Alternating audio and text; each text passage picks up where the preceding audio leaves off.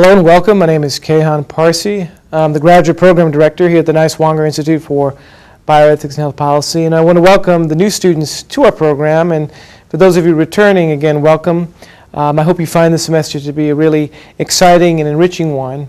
My plan for the next few moments is just to provide you a brief overview of this course that I'll be teaching, Justice in Healthcare. And this course really happens to be one of my favorite courses to teach. I think it's a very exciting course. It brings up a lot of important issues in bioethics. I think it generates a lot of interesting discussion. So what I plan to do is just give you a brief overview of the course content and the books I'll be reading, as well as the structure of the course. What I like for us to do is to read a mixture of some popular works with more scholarly work. So I have you start off with reading a little bit of Jeffrey Sachs's work, and by now many, if not most of you, are familiar with Sachs. He's an economist at Columbia. He's been written up in Time magazine. He's been in the media very frequently. He's written this bestseller called The End of Poverty. I think it's a very well-written and very accessible book about some of the major challenges facing us with regards to not only healthcare, but economic development in general, and the relationship between the developed world and the developing world, and what is our obligation to the developing world with regards to issues of healthcare, the Millennium Development Goals, and so forth. So we start off with this book. He has a chapter on Africa. I spent a bit of time in East Africa a couple years ago, and so this book really resonated with me, and I think it's a really useful way to get us sort of engaged with the topic of justice in healthcare. So I ask you to read at least part of this book, and you'll see the exact readings in the syllabus. So in addition to Sachs, because of this interest of mine in global health justice, I also have you read a book by Kayhan and Wasuna called Medicine in the Market. This book just came out last year. I used it for the first time fall of '06.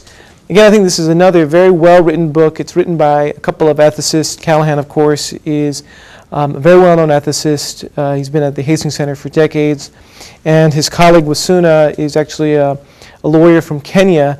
And they collaborate on this book. And this book's main focus is the role of markets, not only here in the US, but they look at other countries such as Canada and the UK. And then they also look at countries in the developing world. So they look at China and India and places in Africa and Latin America. And again, I think this book provides a very useful perspective on the role of the marketplace with regards to medicine and healthcare in all of these different kinds of countries. So I think this is another very good selection for us for this semester.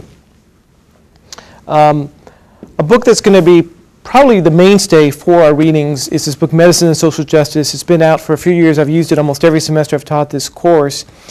And this is, again, a very good anthology of essays by a variety of philosophers, policymakers, ethicists, physicians, and so forth.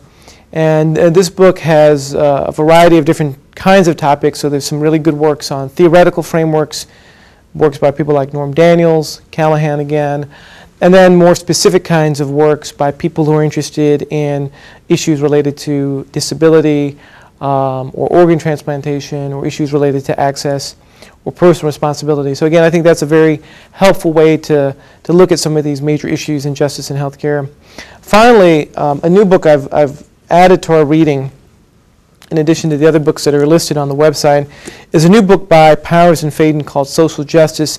This is probably the most theoretical work that we'll be looking at, and we'll look at it primarily at the beginning and perhaps a little bit later at towards the end of the semester.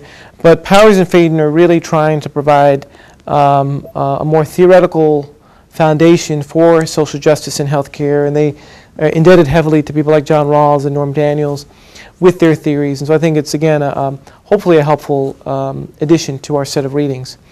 So in addition to this set of readings that we'll be doing, we'll have our weekly discussions. Every week there'll be a set of discussion threads, usually 3, maybe 4 threads related to the readings. There'll be first responders, people that will have to respond to the questions that are generated, and then everyone has to respond at least twice per week. And that's how the weeks go, week by week. In addition to the weekly discussions, there'll be a midterm assignment. This is typically an interview assignment where I ask you to interview someone that you know.